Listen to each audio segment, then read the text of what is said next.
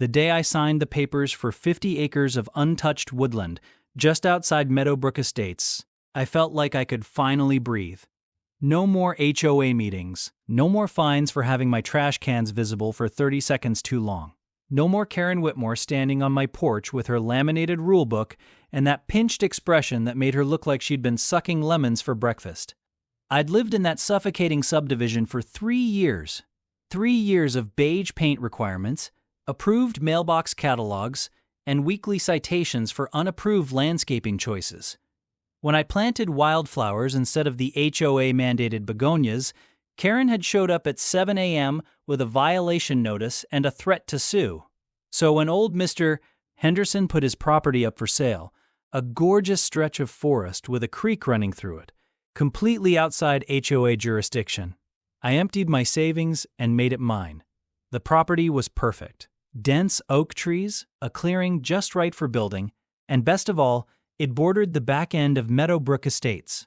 There was only one access road leading to my new land, and it ran right along the edge of the HOA property line. Technically, it was a private easement that came with my deed, but it had been used as a shortcut by Meadowbrook residents for years because it shaved 5 minutes off their drive to the main highway. I didn't care about that. I just wanted peace. I should have known Karen wouldn't let me have it. 3 days after I moved my trailer onto the property, perfectly legal since there was no HOA to tell me otherwise, I heard the unmistakable sound of tires crunching on gravel. I stepped outside, coffee in hand, and there she was. Karen Whitmore stood beside her white Mercedes SUV, hands on her hips, her blonde bob not moving an inch despite the morning breeze. She wore her usual uniform, pressed khakis, a polo shirt with the Meadowbrook Estates logo, and an expression of absolute disgust. "What?" she said, her voice sharp enough to cut glass. "Is that?" She pointed at my vintage Airstream trailer like it was a pile of burning garbage. "That's my home," I said calmly, sipping my coffee. "Morning, Karen." Her eye twitched. "You can't live in a trailer. This is completely unacceptable. It's my property. No HOA here, remember? That's kind of the whole point." Her face flushed red.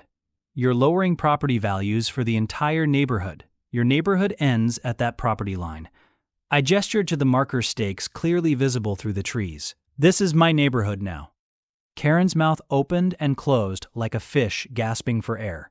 She wasn't used to people who didn't bend to her will. In Meadowbrook, she was the HOA president, the queen bee, the final word on everything from fence heights to Christmas decoration dates.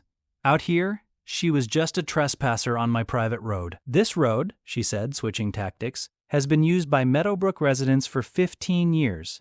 You can't just block access. It's a private easement, Karen. It came with my deed.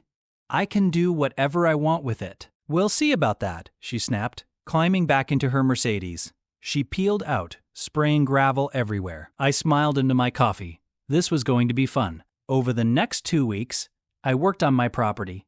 I cleared the building site, had a well drilled, and started laying the groundwork for my dream cabin.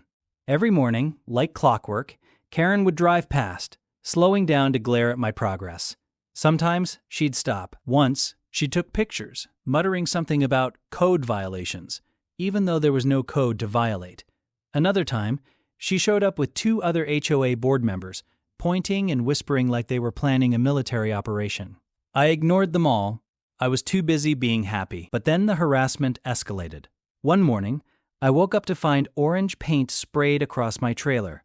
Trashy, in huge dripping letters. My mailbox, which I'd just installed at the road, had been knocked over. Someone had dumped a pile of garbage at the entrance to my property. I had security cameras installed the next day. The footage from that night was gold. There was Karen, dressed in all black like some kind of suburban ninja, creeping onto my property at 2 a.m. with a can of spray paint. She tagged my trailer again, this time with eyesore, then kicked over my newly planted saplings before scurrying back to her car. I made copies of the footage and filed a police report. When the sheriff showed up at her door, Karen's husband called me, begging me to drop the charges. "She's under a lot of stress," he pleaded. "The HOA, you know. She takes her responsibilities very seriously." "Tell her to take her responsibilities seriously on her own property," I said, and hung up. Karen was charged with vandalism and trespassing. The judge gave her probation and ordered her to pay restitution. I thought that would be the end of it. I was wrong. 2 months later, my cabin was halfway built. I'd hired a contractor, gotten all my permits from the county, and was living my dream. The forest was alive with birdsong, the creek babbled peacefully, and I hadn't received a single violation notice in 60 glorious days. Then, one Saturday morning, I drove down to the main road and found Karen's Mercedes parked sideways across the entrance to my private easement, blocking it completely. She stood beside it, arms crossed, looking triumphant. "What are you doing?" I asked, parking my truck and getting out. "I'm exercising my right to protest," she declared. "This road has been a community resource for 15 years. You're being selfish and petty by restricting access. It's my road, Karen. Move your car. Make me." I pulled out my phone and called the sheriff again. While we waited, Karen launched into a speech about property rights and community values, how I was destroying the fabric of the neighborhood, how people like me were ruining America. I let her talk. It was entertaining, in a sad sort of way. When the sheriff arrived, the same deputy who'd handled the vandalism case, he sighed deeply at the sight of Karen. "Miss Whitmore," he said tiredly, "we've been through this. This is private property. You need to move your vehicle." "I'm protesting," she shrieked. "You're trespassing. Move it now, or I'll have it towed and cite you for obstruction." Karen's face went from red to purple. She looked like she might actually explode, but she got in her car and moved it, shooting me a look of pure hatred as she drove away. The deputy turned to me. "You might want to consider installing a gate." "Already ordered it," I said. The gate went up 3 days later. 8 feet tall, solid steel, with a keypad entry system and my address in custom letters across the front. I had "private property, no trespassing" signs installed every 50 feet along the fence line I was building. The first time Karen tried to drive through and found the gate locked, I was watching on my security cameras. She sat there honking for 5 minutes straight, then got out and rattled the gate like a caged animal. She screamed my name into the forest, her voice echoing through the trees. I turned up the volume on my music and kept working on my cabin. She tried 3 more times that week. Each time, the gate stayed locked. Each time, she had to turn around and take the long way, adding 15 minutes to her drive to the highway. The other Meadowbrook residents weren't happy either. I got angry letters, phone calls from the HOA lawyer, which I ignored, and even a petition with 43 signatures demanding I reopen the community road. I responded to the lawyer with copies of my deed and the easement documentation, along with a polite reminder that private property means private. The calls stopped. The letters stopped.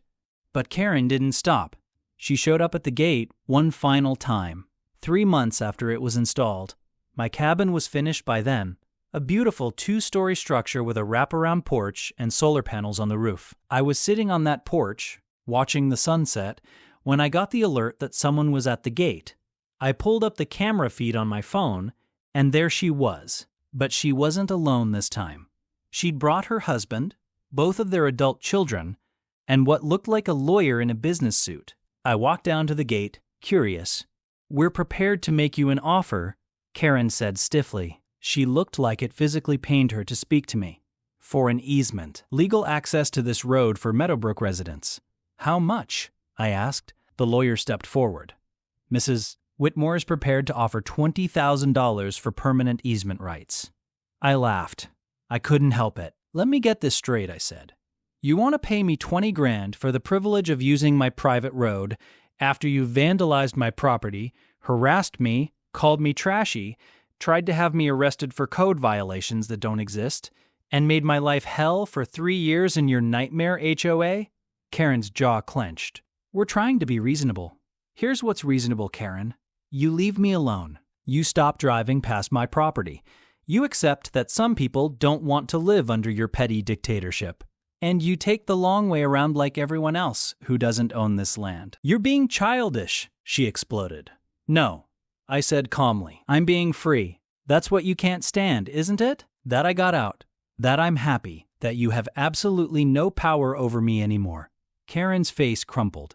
For a moment, she looked lost, confused, like the world had suddenly stopped making sense. Then she turned and walked back to her car without another word. Her family followed. The lawyer shrugged and handed me his card.